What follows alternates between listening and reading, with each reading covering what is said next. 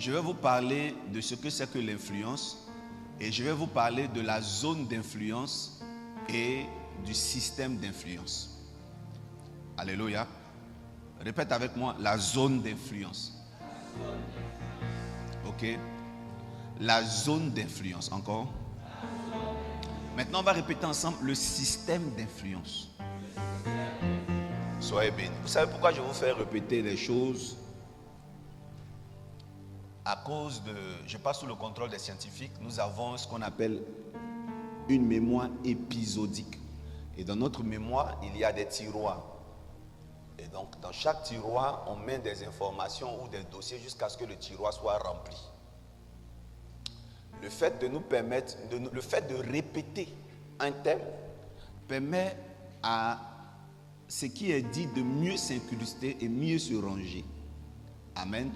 Et quand on répète, c'est comme si on a plié un habit qu'on a mis dans un tiroir, dans une valise. Et en répétant, c'est comme si on tape sur l'habit pour qu'il soit plus plat, pour pouvoir permettre à d'autres informations de venir s'ajouter sans que le récipient soit trop chargé. Alléluia. Donc c'est une technique qui est beaucoup utilisée en pédagogie.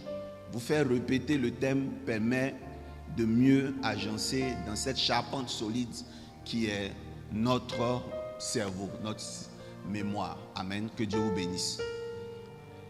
Donc, on va répéter la zone d'influence et le système d'influence. Que Dieu vous bénisse. Alors, Dieu m'a donné le thème annuel, c'est l'année du BIM. L'année passée, c'était sortie de l'anonymat. Cette année, c'est l'année du BIM. Et vous savez, le BIM, c'est l'autre nom de briller, c'est-à-dire du même sortie de l'anonymat. Donc, c'est l'extension du thème de l'année passée. Nous devons sortir de l'anonymat, nous devons briller enfin. Mais pour y arriver, nous devons entendre des instructions de la part de l'Éternel. Et lorsque nous sommes rentrés dans l'année, chaque mois avait un thème. Et le mois dernier, nous avions le thème qui était bâtir une église d'excellence. Et là, ce mois, nous avons église d'influence. Amen. Que Dieu vous bénisse. Alors, nous allons rapidement connaître ce que c'est que l'influence. Amen. Avant même que je ne prenne la Bible, pour ne pas dire, avant que je ne prenne la parole de Dieu. Le mot influence, étymologiquement, c'est-à-dire à l'époque avant, c'était un fluide, et c'est toujours le cas, un fluide provenant des astres et agissant sur la destinée humaine. Je répète, un fluide, c'est-à-dire comme un liquide visqueux qui est parfois en petites particules, donc très volatile, qui tombait comme la pluie sur les humains. Mais ça venait des astres, donc des étoiles, et ça influençait leur destinée. Donc, étymologiquement, le fluide provient des astres et agit sur la destinée des hommes. Voici influencer. Donc, le mot même influencer ou influence. Donc, influencer, c'est l'action d'exercer une autorité et de faire obéir ses décisions, à mener les décisions qui sortent, à être obéies. Et les personnes qui sont influentes, c'est-à-dire une personne influente. Il y a par exemple les autorités d'une nation qui sont très influents. Les rois sont influents. Parce que ce qu'il dit finit par être exécuté. Amen. Alors ce matin, je veux dire à une personne que tu seras influent avant la fin de ces 4 semaines au nom de Jésus. Amen. Alléluia. Avant la fin de cette semaine, tu vas influencer ton environnement. Avant la fin de cette semaine, tu vas posséder des territoires par ton influence. Amen. Au nom de Jésus-Christ de Nazareth. Amen. Celui qui influence attire le respect. Celui qui est influent provoque sans effort le respect. C'est pour ça que je suis d'accord avec ce thème de ce mois. Nous allons influencer notre environnement. Nous allons posséder des territoires sans faire d'efforts. Waouh. Amen. Alors, l'influence, comme si je me répétais, est un thème qui sert à définir la puissance de quelqu'un. Cette personne arrive à imposer son avis aux autres sans avoir besoin d'utiliser la force ou la contrainte pour le faire. Amen. Amen. Et c'est la qualité de quelque chose, de quelqu'un qui frappe l'imagination, impose l'admiration par son éclat, sa valeur, le prestige de la gloire. Alors en ce mois de mai, Dieu va bâtir en vous le prestige de la gloire. Amen. Il y aura une sémence en vous qui va faire de vous des personnes influentes. Amen.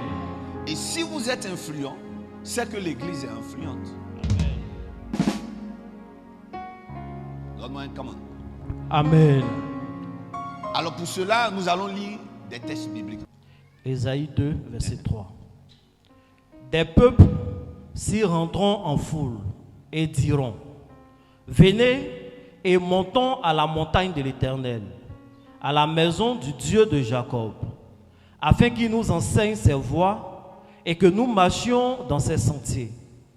Car de Sion sortira la loi et de Jérusalem la parole de l'Éternel. Il sera le juge des nations, l'arbitre d'un grand nombre de peuples. De leurs glaives, ils forgeront des oyaux, et de leurs lances, des cèpes. Une nation ne tarira plus l'épée contre une autre, et l'on n'apprendra plus la guerre. Maison de Jacob, venez et marchons à la lumière de l'Éternel. Car tu as abandonné ton peuple, la maison de Jacob, parce qu'ils sont pleins de l'Orient, et a donné à la magie comme les Philistins, et parce qu'ils s'allient aux fils des étrangers. Le pays est rempli d'argent et d'or, et il y a des trésors sans fin. Le peuple est rempli de chevaux, et il y a des chars sans nombre.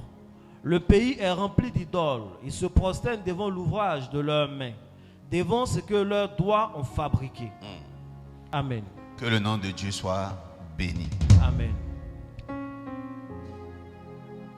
La lecture était un peu longue. Mais je veux qu'on statue seulement sur le texte biblique qui dit: le pays est rempli de trésors, le pays est rempli de chevaux. Et à partir de là, je vais commencer à prêcher. Verset 8. Verset 7 d'abord. Le pays est rempli d'argent et d'or. Amen. Amen. Le pays est rempli d'argent et d'or. Le pays est rempli d'argent et d'or. Dieu me donne ce texte biblique pour parler de la Côte d'Ivoire.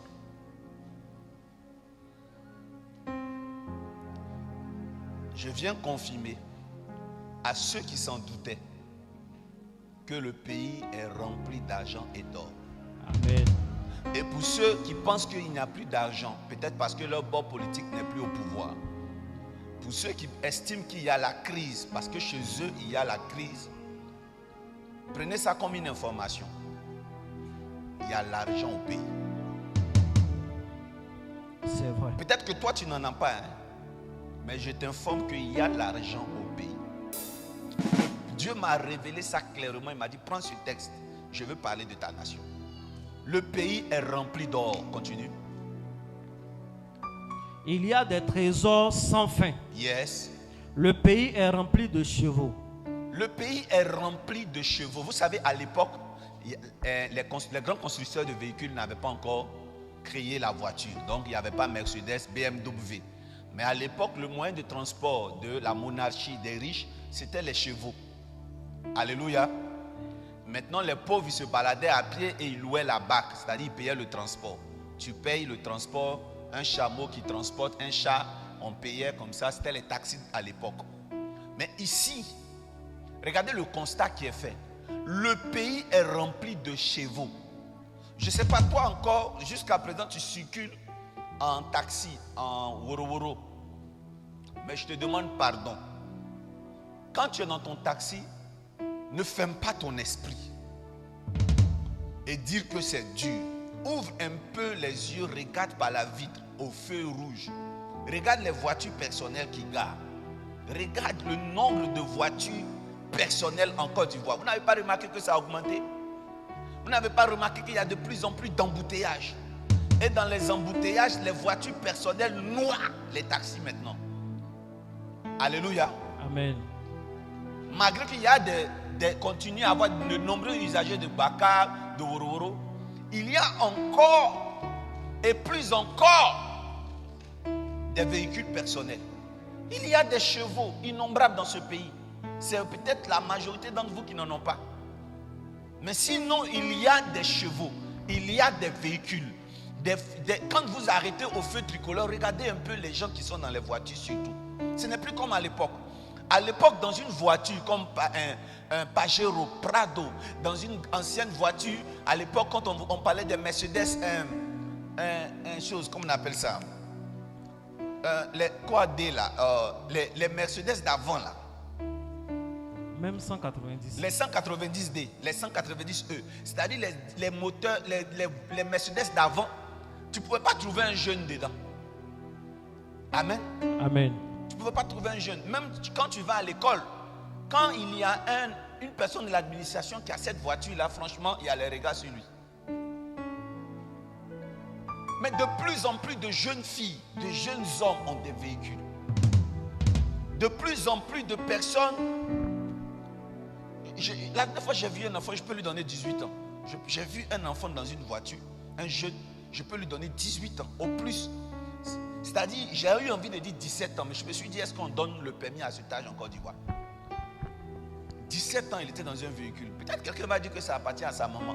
Mais ça tombe bien parce que les mamans de plus en plus donnent des voitures. Nous, nos parents, mais je n'ai pas envie de faire de commentaires là-dessus. Mais écoutez-moi bien. Ici, Dieu m'a parlé pour la Côte d'Ivoire. Il dit, ce texte-là, c'est pour le pays. Il y a de plus en plus de chevaux. De plus en plus de personnes qui sont véhiculées et moins de personnes qui empruntent les bus en dehors des élèves. Continue. Et il y a des chars sans nombre. Il y a des chars sans nombre. Vous savez, le cheval, à l'époque, on montait directement sur le cheval. Et puis le char, c'est un prototype de véhicule, soit de transport, mais c'est un véhicule de luxe. La Bible dit le roi Akab était sur un char. Vous voyez un peu? Amen. Donc ça signifie quoi? Lorsque tu as un char, soit c'est toi-même qui le conduis, ou il y a une qualité de char où il y a un conducteur et il y a quelqu'un de derrière. Ça vient de la même famille. Ça veut dire qu'il n'y avait pas l'avion à l'époque, mais le char ici représentait les jets privés. Parce que lorsque tu avais un char, ça pouvait être piloté par plusieurs voitures. Et ça représente un peu le nombre de chevaux des voitures aujourd'hui. N'est-ce pas? Donc c'est ça, c'est de là même vient le thème. Avoir une voiture 6 chevaux, etc., etc. Donc plus il y a des chevaux, plus la voiture est puissante, plus elle consomme. Mais les gens à cette époque, il y en avait. Qui vous a dit qu'il n'y en a pas? Maintenant, écoutez qui sont les propriétaires.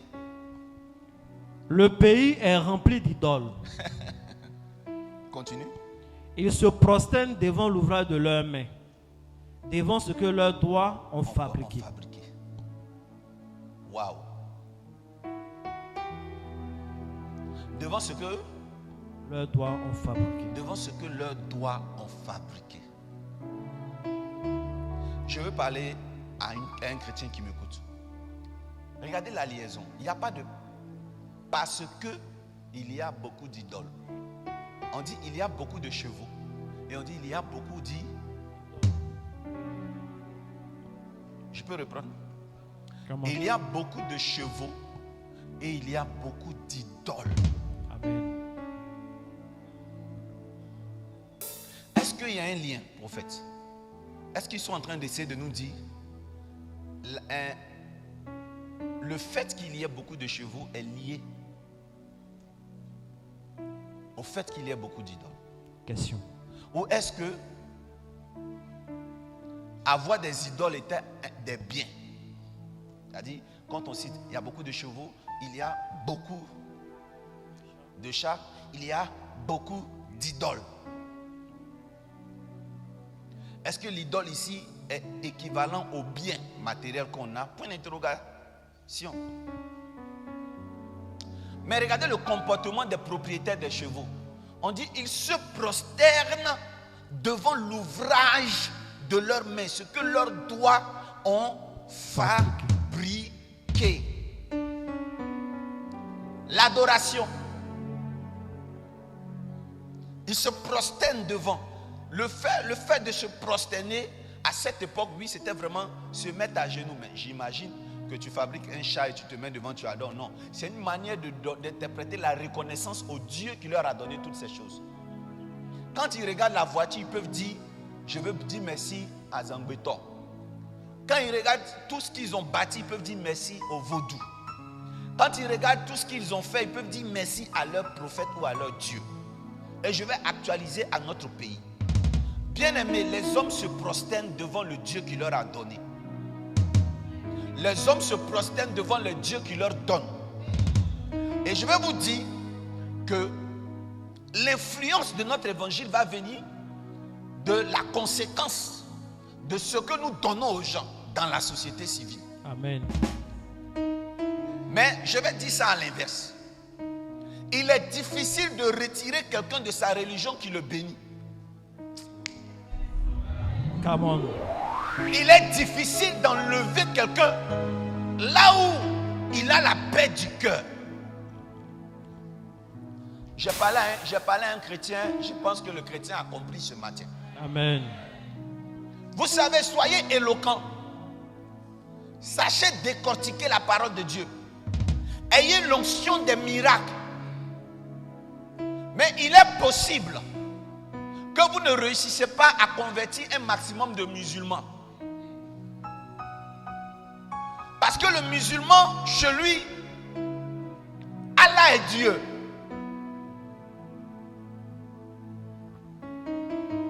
Mahomet est saint.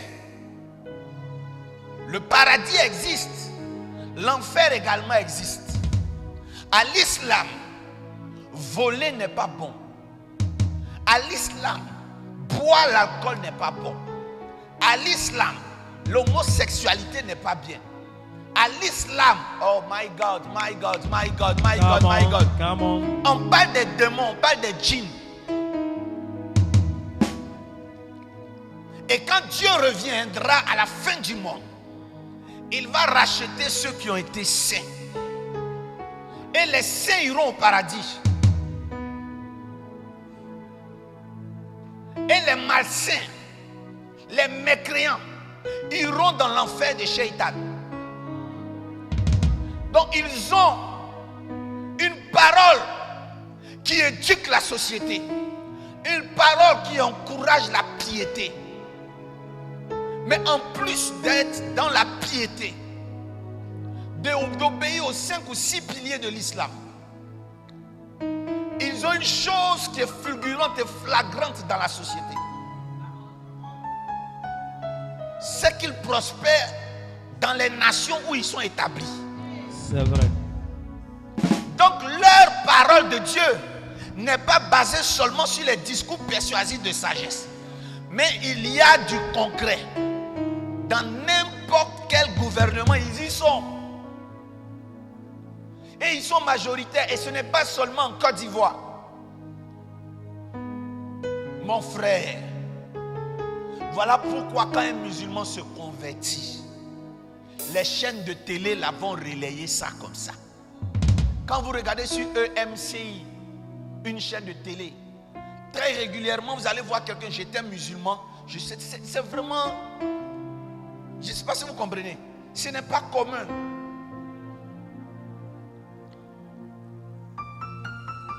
Parce que le musulman a toutes les raisons pour ne pas aller dans une autre religion.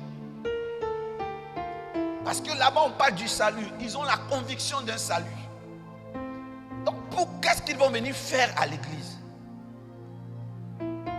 À l'église où les hommes de Dieu sont déchirés. n'ont pas les mêmes versions de Bible. À l'église où il y a quand même un taux de pauvreté élevé, qu'est-ce qu'ils vont venir faire à l'église? Alors ce matin, je vais vous parler de ce qu'on appelle la zone d'influence et le système d'influence. La zone est une circoncision. C'est une surface carrée qu'on appelle une zone. Le pasteur, quelle est sa zone d'influence? C'est sa zone de confort, c'est l'église. Le maître karaté, quelle est sa zone de confort? Sa zone d'influence, c'est dans son dojo. Le professeur de mathématiques, sa zone d'influence, c'est l'école. Donc, un chrétien a une zone d'influence. Sa zone, c'est l'église. Si tu parles beaucoup en langue, tu es influent à l'église. Quand tu prophétises bien, tu es influent à l'église. Quand tu prêches bien, tu es influent dans l'église. Quand tu es le pasteur principal de l'église locale, tu es influent dans ton église, tes fidèles te respectent. Mais est-ce que tu es influent dans le système d'influence? Le système d'influence est un système qui va au-delà de ta zone d'influence. Le système d'influence inclut ta zone, mais aussi la zone des autres. Est-ce que à pas être influent dans ton église, tu es influent dans la religion des autres? Est-ce qu'à pas être influent à l'église, tu es influent politiquement? Est-ce qu'aujourd'hui, si on te donne une convocation à tort, tu auras une relation pour te faire sortir de là? J'ai parlé à quelqu'un. Come on. J'ai parlé à quelqu'un. Come on. Est-ce que si aujourd'hui on te vole, on te ravit ton terrain, un terrain familial, est-ce que si quelqu'un de plus puissant que toi prend, est-ce que tu as dans ton téléphone des noms qui vont t'aider à sortir de cette affaire? Donc, nous sommes parfois influents dans notre zone, mais nous ne sommes pas influents dans le système. La qualité de certaines religions, c'est que leur religion s'impose à l'intérieur, mais s'impose à l'extérieur. Système économique, système géopolitique, système sociopolitique. Je vais vous donner un exemple. Lorsqu'il y a des grèves, de transporteurs en Côte d'Ivoire, qui prend plus les pots cassés, ce sont les chrétiens. Parce que les musulmans, ils vont juste mettre un chapeau. Ils vont mettre quelque chose sur l'emblème taxi, ça devient personnel. C'est vrai. Et ils prennent pour aller au travail. Et vous marchez pour aller au travail. Parce que vous n'êtes pas véhiculé. Vous n'avez pas de chevaux ni de chars. Vous n'avez pas de société de transport. Même quand vous en avez, c'est avec des jérémiades que vous explosez. Qui comprend ce que je veux dire? Est-ce que tu comprends ce que je veux dire? Amen. Amen. Amen. Aujourd'hui, quand vous voulez acheter un terrain, quand vous finissez vers les signatures des villageois, le chef du village vous ramène toujours sur un autre propriétaire finalement qui est un musulman, un Libanais. Il faut qu'on dise, je vais dire les mots pour que vous compreniez mieux. Mais les Libanais sont en 80% musulmans. Ils ne sont pas chrétiens évangéliques en majorité. Ils ne sont pas chrétiens catholiques en majorité. Vous allez vous promener à Trècheville, rue 12, rue 13, tout ça. Dites-moi, quand vous marchez là, de magasin en magasin, dites-moi un jour, si vous trouvez beaucoup de chrétiens qui ont des magasins là-bas. Est-ce que vous en trouvez là-bas? Non. Disons-nous la vérité. Je vais tout faire. C'est difficile d'avoir le téléphone. Je vais profiter du micro pour gérer ça. Je veux personnellement m'adresser à un jeune qui fait ce qu'on appelle Texas Gray. Je veux m'adresser à lui, je l'aime bien, c'est un entrepreneur, c'est un exemple. Je pense que la télé devrait faire plus de promotion de ce monsieur, de ce jeune, parce qu'il travaille, n'est-ce pas? Mais je veux lui dire quelque chose, même s'il ne me reçoit pas, qu'il a des amis ici, quand il lui dit que ces choses qui brûlent, c'est des personnes, c'est une mafia de personnes qui brûlent cela. Et je le dis pas avec des preuves policières, je le dis avec une preuve d'une science prophétique. C'est un système de commerçants qui font des choses un peu près comme lui. On lui affecte des esprits, on lui affecte des mauvais œils. Parce que son entreprise là, si beaucoup de jeunes Ivoiriens s'y mettent, ça va faire tomber beaucoup de fast-food en Côte d'Ivoire. C'est vrai. Ivoirien ne peut pas faire shawarma, Ivoirien ne peut pas faire pizzeria. Un chrétien même surtout, que tu sois béninois, togolais, ne peut pas faire un chose, comme on appelle ça, un fast-food, un restaurant de ce genre, et ça va marcher. Parce que chacun a un Dieu qu'il adore, et ce Dieu lui donne quelque chose, et le Dieu est obligé de défendre son territoire. Amen. C'est une guerre des dieux en Côte d'Ivoire. La guerre économique, derrière se cachent des dieux qui se font la guerre. Et je vais vous expliquer tout à l'heure. Alors, la zone d'influence est facile à conquérir. Vous allez remarquer qu'un féticheur à Abobo est dans sa zone. Il a toujours des clients. Que vous le critiquez ou pas, il a des clients. La prostituée, elle a sa zone d'influence.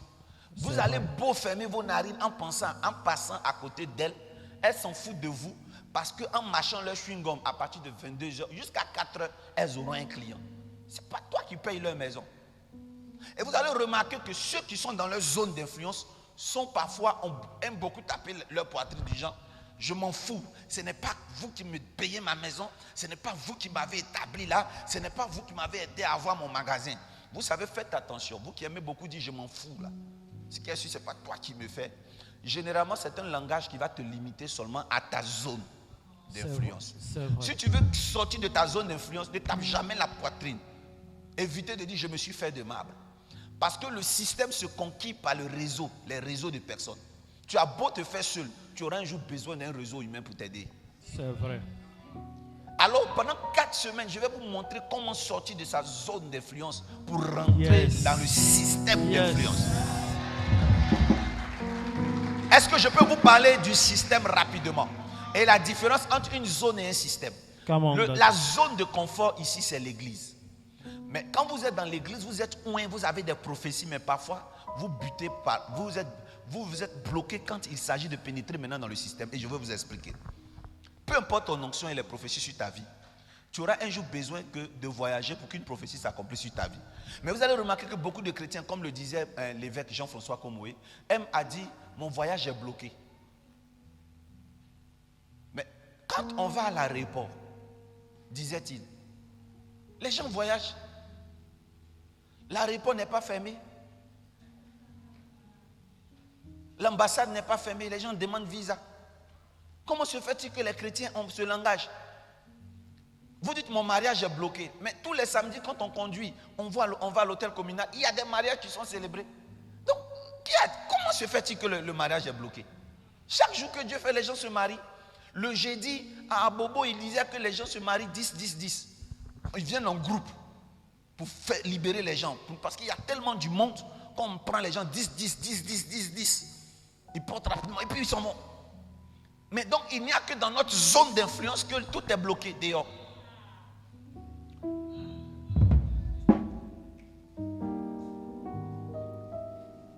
La nouvelle personne qui vient à peine d'arriver là, elle a été nommée responsable. Vous vous battez pour des postes d'église. Eux, ils se battent pour des postes ministériels. Yes.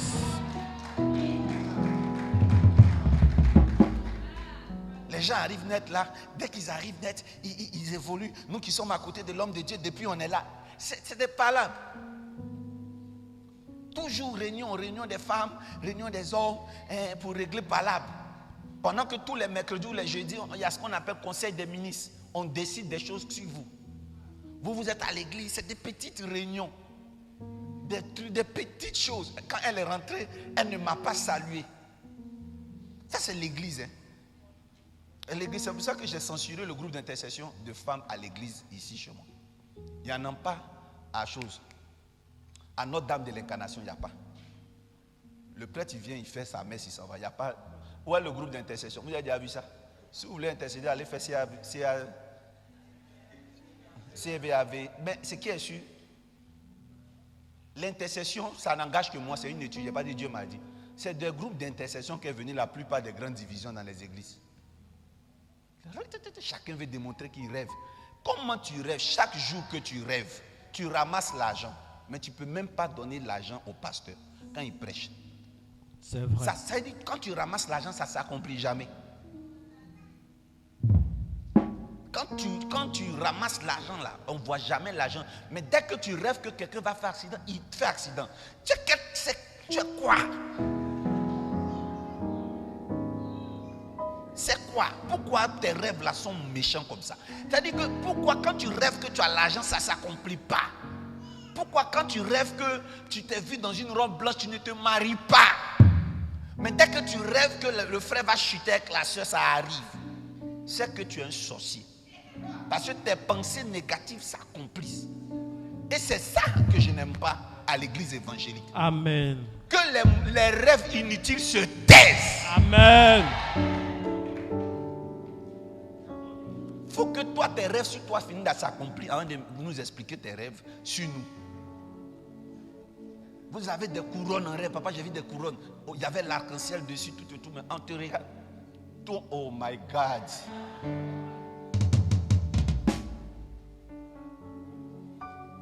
Prophète, Daddy. dans notre zone d'influence, voilà ma zone d'influence ici. Quand j'arrive, voilà tous mes enfants spirituels, je les vois. Ekalo. Mais souvent, même votre papa la répond, le pousse comme ça, il veut tomber là-bas. Bourgoudou. On me connaît pas ailleurs. Tu arrives même, on te met dans la. Hey, monsieur, poussez ici. Souvent, même, il y a des chauffeurs. Un frère, il faut descendre. Chauffeur de taxi, un frère. Ça veut dire, si tu es là, tu vas voir mal de comment on jette ton pasteur comme ça. Qui a dit amen bien? On n'a même pas encore atteint la zone d'influence.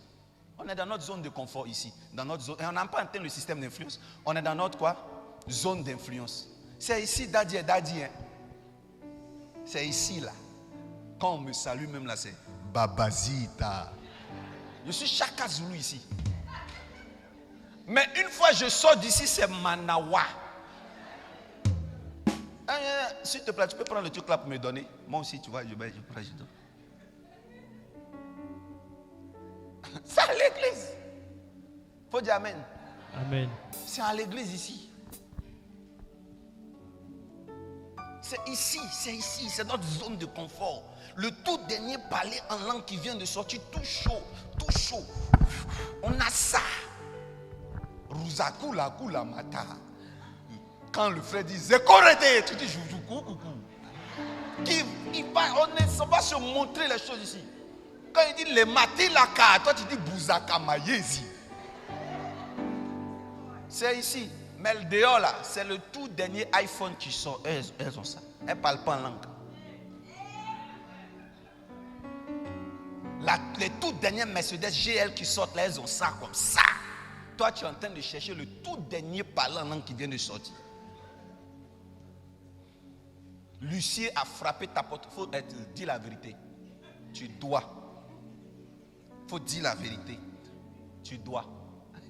On sait. Alléluia. Si je dis c'est qui doit, il ne va pas lever les doigts, mais je sais. Vous devez les loyer. Il y en a quand ils doivent comme ça, ils rendent visite à leur frère pour faire une semaine. Souvent il y a des enfants spirituels, quand ils me rendent visite, ils disent papa je viens rester un peu avec toi. Ils savent qu'ils doivent. Tu dois. Va payer. Vous avez des titres comme évêque, bishop. Je connais des bishops et des évêques en Côte d'Ivoire qui sont dans la location, qui n'ont pas payé 6 mois. Ils ne sont pas des exemples au quartier. Vous connaissez certains propriétaires, ils coupent ton courant et l'eau. Ils coupent. Pas. Ils coupent même. Pas. Pour que te mettre la pression. Et quand on t'appelle pour te rendre visite, tu dis non, je viens vers toi. Ouais, tu sais que chez toi est noir. Tu n'as pas payé le loyer. Mais pourtant, tu es le très très révérend diacre de l'église. Exigeant le respect. Tu m'as appelé par mon prénom. C'est vrai ça? Tu as dit quoi tout à l'heure? J'ai dit André. Tu quoi? C'est pasteur André, s'il te plaît. Mon pasteur, va payer tes factures. Donc ça c'est notre zone de confort. Et pour ne pas avouer cet échec du fait qu'on n'a pas encore conquis le système, on a des langages tels que ce n'est rien. Toutes ces choses, ce n'est rien. À quoi sert-il de gagner ce monde? Ça sert à quelque chose. Nous allons avec acte 2, vous allez voir que ça sert à quelque chose. Qui comprend la différence entre le système et la zone? Acte 2, verset 46, on y va. Ils étaient chaque jour tous ensemble assidus au temple. Yes. Ils rompaient le pain. Va au verset 45, 43. Vas-y, verset 43, écoutez bien. La crainte s'emparait de chacun. La crainte de l'Éternel s'emparait de chacun. Après, Et il se faisait oui, vas-y. beaucoup de prodiges et de miracles Il se faisait beaucoup de prodiges et de miracles par les apôtres. par les apôtres. Tous ceux qui croyaient étaient dans le même lieu. Tous ceux qui croyaient étaient dans le même lieu. Amen. Amen. Dis le même lieu. Le même lieu. C'est la zone. La zone. Continue. Ils avaient tout en commun. Ils avaient tout en commun. Ils vendaient leurs propriétés et leurs biens. Mais voilà ce qu'ils faisaient. Ils vendaient leurs propriétés et leurs biens. Et ils en partageaient le produit entre tous, Ils en partageaient le produit en tous. selon le besoin de chacun. Yes, vas-y. Ils étaient chaque jour tous ensemble assidus au temple. Ils étaient chaque jour tous ensemble assidus au temple. Ils rompaient le pain dans les maisons et prenaient leur nourriture Amen. avec joie Continue, et continue, simplicité continue. de cœur, louant Dieu et trouvant grâce auprès de tout le peuple. Yes. Et le Seigneur ajoutait chaque jour à l'église ceux qui étaient sauvés.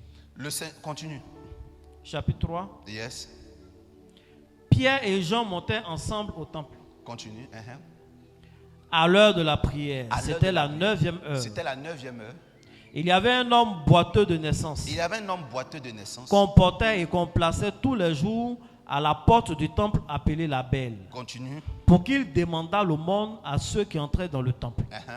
Cet homme, voyant Pierre et Jean qui allaient y entrer, leur demanda l'aumône. Oui. Pierre, de même que Jean, fixa les yeux sur lui et lui dit: Yes. regarde-nous. Il les regardait attentivement, s'attendant à recevoir d'eux quelque chose. Alors Pierre lui dit: je n'ai ni argent, ni or, mais ce que j'ai, je te le donne. Au nom de Jésus-Christ de Nazareth, lève-toi et marche. Amen. Amen. Ça, c'est un texte qui me plaît. Surtout quand je commence à partir du chapitre 2, 0, verset 1. Jusqu'à cela, je suis content, je suis à l'aise. Vous voyez, Simon-Pierre prêche. Verset 40. Je vais essayer de décrire comment il prêche. Du chapitre 2. Et par plusieurs autres paroles, il les conjurait et les exhortait en disant: Il leur disait: sauvez-vous de cette génération perverse. Ceux qui acceptaient sa parole furent baptisés, et en ce jour-là, le nombre des disciples s'augmenta d'environ 3000 âmes. Yes. Ils persévéraient dans l'enseignement des apôtres, dans la communion fraternelle, dans la fraction du pain et dans les prières. Yes. La crainte s'emparait de chacun. Amen. Amen. Donc, c'est l'apôtre Pierre qui prêche. Et quand il prêche, il demande aux personnes de quitter leur vie. Mais il prêche, et la Bible dit à un moment donné, ils sont tous réunis dans le même lieu, ils entrent dans la même maison, ils font les mêmes choses. Mais ce qui est bien, ils font une tontine, maman. Ils vendent leurs affaires et ils font en sorte que personne ne soit indigent. La tontine là, je vais l'insérer un jour quand on sera bien âgé spirituellement. Je vais imposer ça à l'église. Pour qu'on s'entraide. Parce que tu ne peux pas être DG d'une entreprise et puis ne pas prendre tes frais d'abord et aller prendre des frais dehors. Amen. Écoute, mon révérend, ce qui m'a marqué, après tout ça, là, on dit de plus en plus les chrétiens étaient nombreux, ils étaient puissants, ils faisaient la Sainte Seine, leur argent ils vendaient pour que personne n'ait un problème financier. La Bible dit que le jour que le pasteur lui-même et son adjoint partaient prier au temple de l'Éternel, à la porte du temple, il y avait un aveugle et un paralytique. À la plus belle porte, il y avait un paralytique. Et c'est par là qu'eux, ils voulaient passer.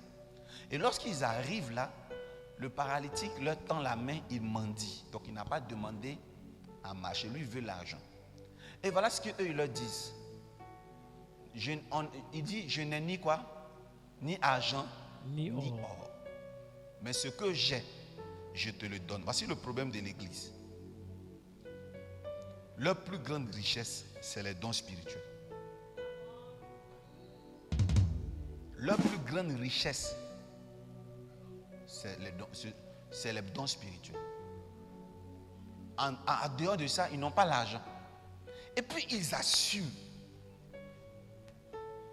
Quand un paralytique mendiant se lève, le même jour il s'est levé, il est toujours handicapé.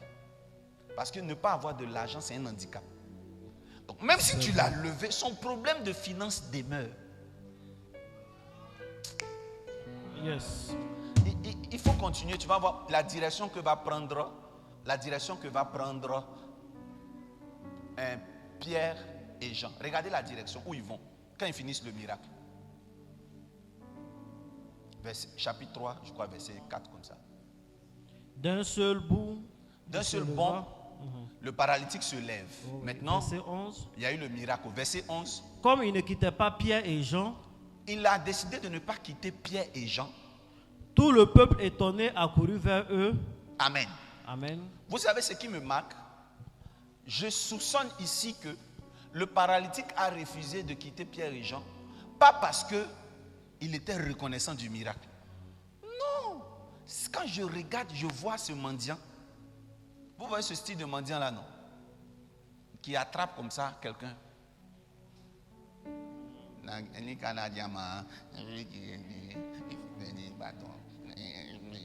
Vous connaissez ce genre de mendiant? Tu dois leur donner. En fait, maintenant je vais vous expliquer pourquoi je soupçonne. Ça vient d'une de mes formations en connaissance du monde du système d'adoration des Juifs. En fait, c'est une obligation de donner l'aumône. Relisons la Bible, peu importe l'exégèse, c'est une obligation. Peut-être en l'islam, ce n'est pas une obligation. Mais chez les Juifs, ça fait partie du culte. Tu dois donner quoi? L'argent du mendiant pour entrer. C'est-à-dire, quand tu prépares ton offrande, prépare toujours pour le mendiant. Et dans mes recherches, j'ai remarqué que ça variait. Il y a une porte, il y a des portes qu'on appelle la porte du fumier. Vers la porte du fumier, il y a une entrée. Vers la porte des sources, il y a une entrée. Vers les portiques des brebis, il y a une entrée. Et en fonction des portes, l'obligation s'atténue. Quand tu passes par les portiques des fumiers, généralement, c'est les pauvres. Eux, ils font leurs offrandes avec 2 pigeons. Mais tous ceux qui passent par la belle porte, parce que la belle porte conduit directement vers les portiques de Salomon, c'est des gens qui viennent avec des taureaux. C'est les hommes riches qui passent par là. Donc tu ne peux pas aimer les bonnes choses et puis ne pas avoir le comportement des riches. Yes. Amen. Tu ne peux pas vouloir manger dans des grands restaurants et ne pas aimer donner des pourboires. Je ne sais pas si on se comprend, maman. Yes. Mais on va leur donner les pourboires, pourquoi? Mais pourquoi même on leur donne? Qu'est-ce qu'ils ont fait de bon? Non, ici, dans notre monde des riches, c'est comme ça. C'est même plus une obligation, c'est naturel. Pierre, c'est naturellement que tu devais donner l'argent à cette personne. Il a été consacré pour mendier. À l'islam, cette mendicité-là, elle est légale. Il y a des gens qui doivent recevoir. On les comprend. Dans le judaïsme, c'est cela. Donc, Pierre, vous êtes maintenant dans la grâce, mais vous continuez à aller faire des messes avec les sacrificateurs. Quand vous partez, respectez. Non, je n'ai ni argent ni or. C'est une justification. Parce qu'il est conscient psychologiquement que c'était une obligation. Donc, il devait justifier en disant je n'ai pas, mais au moins marche. Mais malgré que le paralytique marche, il ne cesse de quoi? D'être avec eux. Il ne cesse d'être avec eux. Il continue, qu'est-ce qui se Comme passe? il ne quittait pas Pierre et Jean, Comme il ne quittait pas Pierre et Jean, tout le peuple étonné accourut vers eux au portique dit de Salomon. Vous voyez où ça tombe? Vous voyez cette porte où ça tombe? Les portiques de Salomon, c'était le seul endroit dans le temple, le seul endroit fermé, le seul endroit frais, climatisé du temple. Renseignez-vous. Parce que Salomon a pris le soin de bien bâtir ce lieu-là. Et même quand ça a été détruit, un autre roi a pris le soin de rebâtir les portiques de Salomon au point que tout était luxueux là. Tu peux partir. Continue. Pierre voyant cela, dit au peuple, Hommes israélites, Hommes israélites, pourquoi vous étonnez-vous de cela? pourquoi vous étonnez-vous de Pourquoi cela? avez-vous les regards fixés sur nous Pourquoi avez-vous les regards fixés sur nous? comme si c'était par notre propre puissance? Amen. Amen. Alors, je veux vous parler. Bon, c'est vrai, ils ont fait le miracle. Mais comment un enfant de Dieu peut dire je n'ai ni argent ni or? Or, argent dit quoi? À Dieu appartient quoi? L'argent et l'or. Alors, je vais vous dire aujourd'hui, est-ce que ça sera normal pour vous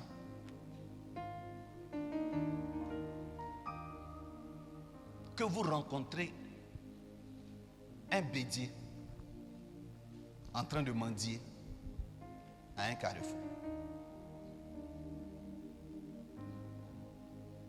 Si vous voyez mon propre fils par exemple, ou ma fille en train de se droguer ou de se prostituer, ça va pas vous faire un choc?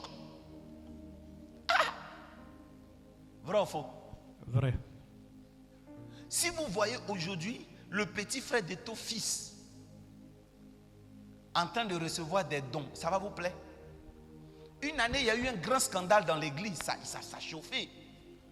Maman était fâchée parce que le fils de Kakou Sévérin, les gens cotisaient 1000 francs, 500 sur les réseaux sociaux. J'étais aux États-Unis, tu te rappelles, chérie? Mais maman Kakou a tapé la table. Elle était vraiment fâchée. Elle avait même pris des convocations contre celui-là même qui avait exposé son fils pour demander. Il y a certains fils qui aiment, chez nous encore on dit gâter. Les Gabonais disent gaspiller le nom de leur père. Alléluia. Nous avons certains fils qui gaspillent, qui gâtent. C'est-à-dire ils détériorent le nom, l'image de leur père. Et le père souvent n'est même pas responsable. Dieu n'a pas envoyé Pierre de dire ça là. Ça ne fait pas partie de l'évangile. Je n'ai ni argent ni or. Ce n'est pas de l'humilité. C'est un fait dégradant de l'évangile. On n'a pas besoin de prier dans des bâtisses faites de marbre et autres. C'est dégradant. Pierre n'avait ni or. Et il ose dire. Et puis il n'est pas dérangé. Le problème de l'église, nous avons le salut, nous avons l'onction, mais nous mourons mal. Un responsable d'église, son funérail, 3 bâches. 3 bâches, il n'y a même pas 3 bâches. Et en plus, quand l'église finit pour eux, les parents sont derrière en train de boire, coup, danser, comme le protocole laisse à désirer. Il y a les pasteurs, les femmes de pasteurs, surtout, j'ai failli dire nom d'église. Il y a des églises d'où je viens. Tu es femme de pasteur. Dès que ton mari meurt, tu es là, tu vas voir que tu n'étais rien. Tu vois, on cotise. La femme, on ne dit plus maman pasteur, on dit la femme du pasteur Boabré, du feu pasteur Boabré. Nous allons faire la collecte pour elle tous les dimanches. Et quand ils vont faire ça même pour un temps. Donnez à Dieu ce qui est à Dieu. Donnez à César ce qui est à César. Donnez à Dieu 50 francs, 50 francs. 100 francs, 100 francs. On dit le père du frère Boabré est décédé. Nous allons faire des cotisations. Quand les gens viennent donner, c'est 200, 200, 100. Et c'est le parent qui est mort. Comment Pierre peut dire ça? Je n'ai ni or ni argent à la belle porte, à la portique du Salomon. C'est un païen qui a rebâti la portique de Salomon. Pour ceux qui connaissent l'histoire. Un païen, quelqu'un qui ne connaît pas Dieu. C'est encore un païen qui a construit, rebâti la belle porte. Tout est luxueux. Et le chrétien comme ça, tu n'as rien bâti. Pourquoi toi Pierre, tu cherches quoi au temple? Pendant qu'on est dans le temps de la grâce, allez prier dans les... Parce qu'ils aiment le confort. Les chrétiens aiment le confort. Si on monte les murs ici tout de suite là, il va faire chaud. Ils vont commencer à s'essouffler. Oh, il fait trop chaud. Il fait trop chaud. C'est pour ça que j'aime Jésus Baoulé. Parce qu'il est venu, il a dit à son fidèle, lève-toi ici. Ventilateur là, tu as payé. Lève-toi. Et il a appelé un autre de ses fidèles qui vient d'arriver, un nouveau. Il dit, toi, viens t'asseoir ici. Vous n'avez rien cotisé. Et puis c'est toi qui veux ventilateur. Même moi-même, Voilà, je suis ici. Est-ce qu'il y a votre adresse sur ma tête? Je n'ai rien cotisé. Ils ne payent pas dîme. Ils ne font pas d'offrande. Mais ils se plaignent de la qualité de vie dans l'église. Papa, j'ai trouvé que les paniers là sont trop bizarres, sont vieux. Souvent là, payez. Ce que vous trouvez qui n'est pas normal, payez. Quand Jésus lui a dit, quitte en bas des ventilateurs, on va faire ça maintenant. Tu ne t'assois pas à côté du climatiseur si tu n'as pas cotisé. Et pour revenir à ce que je dis, je ressors de l'humour. Écoutez, les chrétiens sont ouins, mais ils ne sont pas influents. Et quand vous n'êtes pas influent dans le système vous impose leurs lois et leurs désirs. J'ai parlé à quelqu'un? Amen. Quand vous n'êtes pas influent, les hommes riches, la Bible dit qu'ils se prosterneront devant l'œuvre de leurs mains. Ça veut dire quoi? Écoute-moi bien. Ce qu'ils ont comme atout vous impose leur Dieu. Ce qu'ils ont comme atout vous impose leur système. Quand je préparais le texte, j'ai lu un autre texte qui m'avait vraiment plu. Amen. Amen.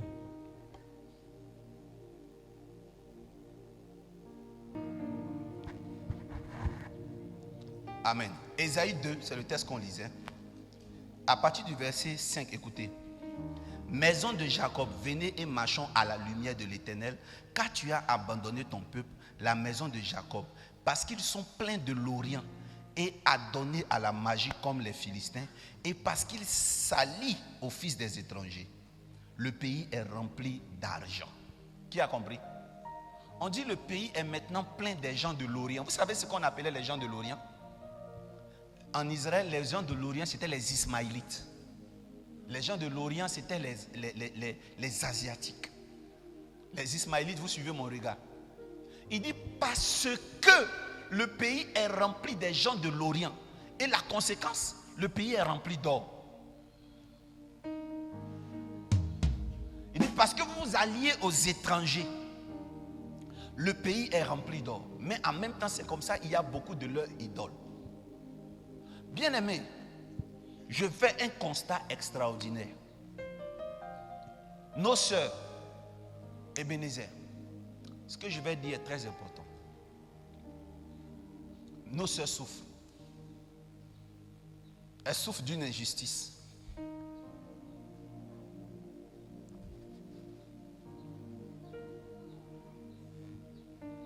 Les personnes qui sont bien, en général, sont souvent d'une religion opposée. Les musulmans. Elle va être avec un musulman. Le musulman va lui dire je t'aime, mais ma maman s'oppose. La sœur en Christ va persévérer dans la relation. À un moment donné, il va exiger le sexe. Elle va lui donner le sexe, bien, sachant bien que ce n'est pas bon. Elle va lui donner le sexe pendant longtemps, jusqu'à un moment donné, quand il sera prêt à se marier, parce qu'à l'islam, il y a un âge pour se marier. Il y a un temps pour se marier. Mais comme il ne peut pas rester sans sexe, il va t'utiliser pour le moment pour satisfaire ses libidos. Et il va être avec toi, coucher avec toi, et un jour t'inviter pour t'annoncer froidement que ma maman dit que vraiment mes parents disent qu'il me faut une femme musulmane. Et puis il va faire comme si ce n'est pas lui, mais ce sont ses parents. Tu as fini de bien cuisiner là-bas, tu as travaillé, tu as mené toute ta vie. Tu as dit qu'il t'a appuyé, a pressé, fini ton jus. Et on t'informe froidement qu'une fille, il se marie avec la musulmane. Maintenant, pour ne pas parfois perdre le foyer, la sœur en Christ est obligée de se convertir à quoi? À l'islam. C'est ça, on dit qu'ils ont un système d'influence. Parce qu'ils réussissent à prendre vos filles de l'église pour les marier, mais l'inverse. Donc, entre eux et nous, qui est plus influent? Parce qu'en plus d'avoir leur zone, ils ont notre système dans leurs mains. Nous subissons leurs caprices. Au plateau là, cité policière, je crois un représentant du maire, donc je ne peux même pas dire que c'est le maire, mais je vais inviter le maire à réparer cette injustice. Quand les musulmans ont fait leur carême, les chrétiens ont fait le carême en premier. Ils ont donné, je n'ai pas dit, on m'a dit, hein, j'ai vu. Ils ont donné des sacs de 5 kilos, 5 kilos. Les petits sacs de supermarché là, 50 francs avec des échantillons. Comme si on vendait les trucs, on montre les échantillons au peuple. Ils ont donné des échantillons de vivres aux chrétiens. Parce que c'est pour soutenir le carême. Mais pour les musulmans, mais quand même, c'était trop flagrant. Mais quand tu regardes les paniers des musulmans, ça rend jaloux. On est des frères, mais ça rend jaloux. Mais en même temps, on ne doit même pas pousser la jalousie plus loin. On doit se poser des questions sur comment nous nous sommes présentés aux yeux des gens. Donc, si le maire du plateau me tue, qui vient, je vais lui donner les preuves en photo. Parce que vous n'êtes pas là, vous envoyez vos agents. Peut-être que vous n'êtes pas responsable. Mais ce n'est pas la faute au maire, même si c'est le maire. C'est comment tu te vends. Répète avec moi, je ne suis pas en solde. Je ne suis pas en solde. Vous devez bien vous vendre d'église. Mais on ne se vend pas bien. On ne se vend pas bien. La dernière fois, j'avais rendez-vous avec un fils spirituel en zone 4. J'étais avec une délégation. Moi, je suis passé. Dès que je suis passé, la prière venait de finir. À peine. C'est-à-dire on se suivait, non? On se suivait. Justin était derrière. Et moi, j'étais là. Il était à peut-être 1 minute de moi. De distance dans les véhicules. Il y avait des véhicules entre nous. Moi, quand je suis passé en même temps, ils ont fini la prière, leur carême. Dès qu'ils ont fini, ils ont commencé à prendre leur voiture en embouteillage. Quelqu'un qui était à 1 minute de moi, finalement, il est arrivé 30 minutes après. Tellement il ne pouvait pas passer. Les musulmans, voilà les véhicules. Ça sort, ça sort. Il a dit chez nous, ici, il n'y a pas embouteillage. Quand on finit, il y a 3 embouteillages, c'est embouteillage d'hommes et de motos. Là, ça fait 1. Mais une autre chose qui m'a marqué, quand ils font leur prière, toute la rue est prise. Toute la rue. Il n'y a pas annonce à la télé, il n'y a pas annonce à la radio, il n'y a pas permission à la mairie.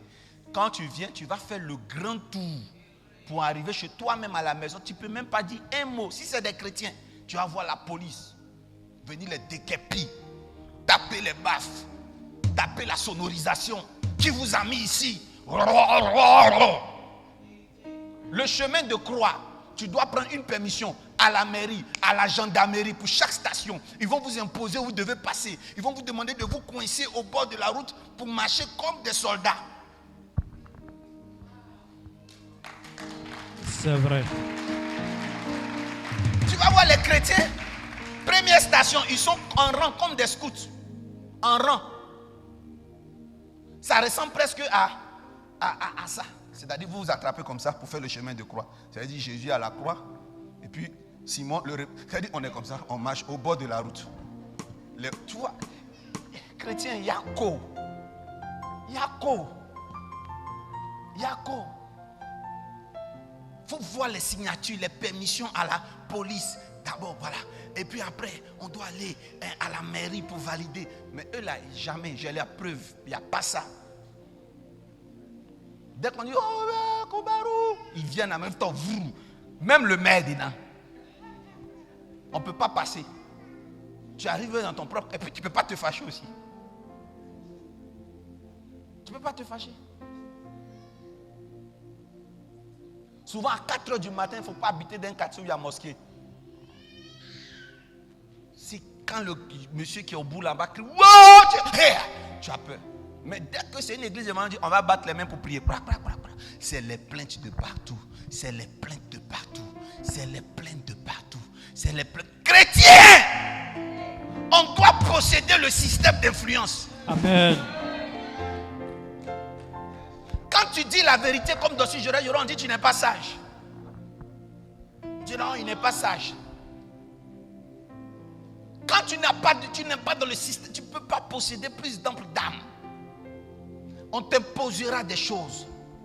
Aujourd'hui là, je vais terminer même. Je termine parce que mon temps est arrivé. Tout récemment, j'ai dit des vérités sur la nation. 2 jours après, 3 jours après, il y a ma fille qui m'appelle. Elle a travaillé dans ma banque.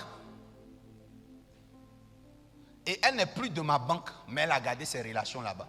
Elle dit, papa, quelqu'un s'est renseigné sur toi pour savoir que tu as combien dans ton compte. Il faut faire beaucoup attention. Je prends mon assistante en témoin. Je prends mon fils en témoin. J'avais ouvert un nouveau compte. La nouvelle banque aussi. Ceux qui ne savent pas, je tisse toujours des bonnes relations partout où je suis. Prophète, vous voulez voyager dans ces temps-ci? J'ai dit non. Parce que quand tu voyages, les ambassades demandent de confirmer les relevés. Je dis non. Mais il faut faire attention. On se renseigne pour savoir combien tu as dans ton compte. Je le dis ici au micro. Donc ça veut dire qu'ils ont tâté toutes les banques pour avoir mon nom. C'est qui même lui qui parle beaucoup là, ce jeune là. Il n'a rien et c'est lui qui parle au grand de ce monde. C'est ça qu'ils veulent obtenir comme résultat. Ils sont en train de piller mon passé, essayant de faire sortir un scandale parce que j'ai dit la vérité. Et je vais dire la vérité bien. Amen.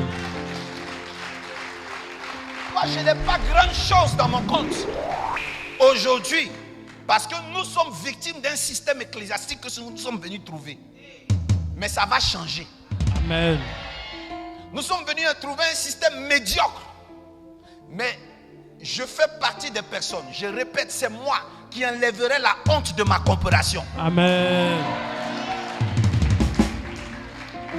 Je vous ai dit une fois cela, j'arrive à l'aéroport et puis la dame, la customer, là, comme on dit même,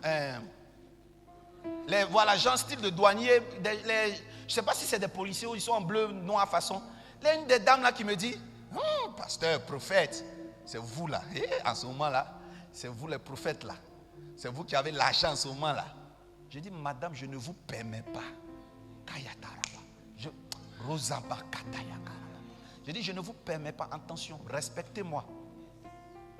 Respectez-moi.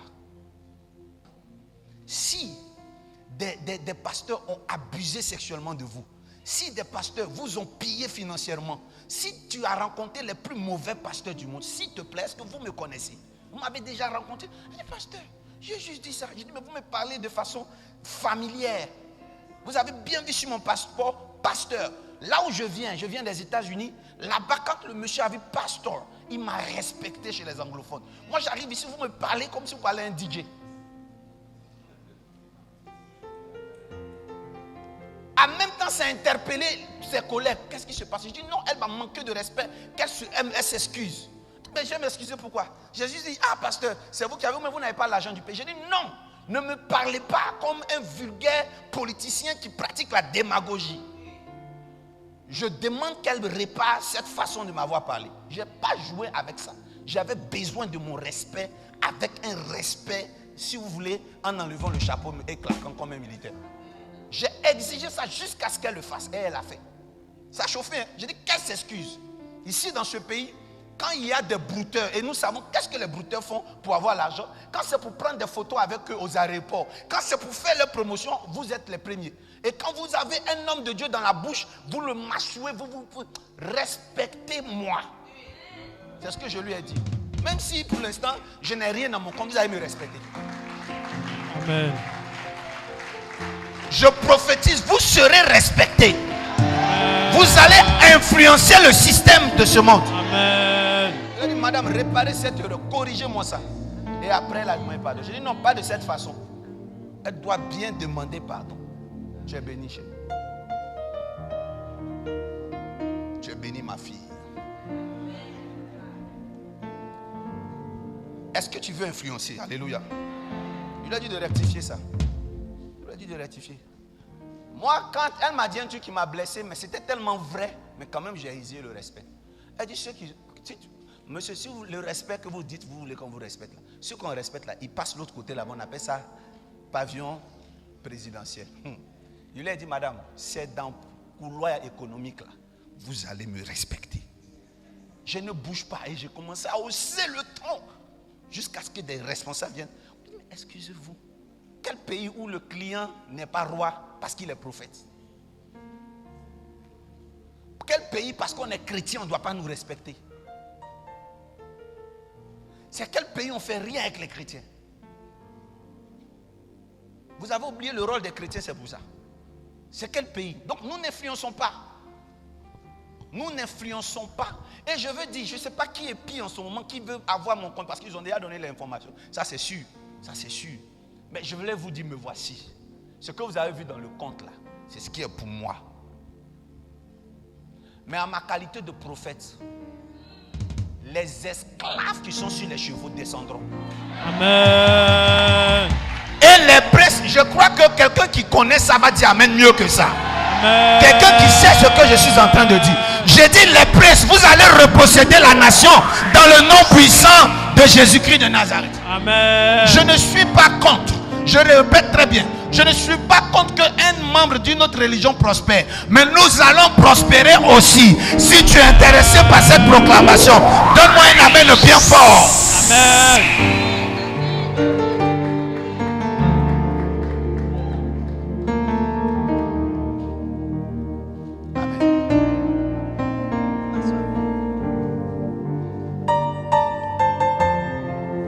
Alléluia.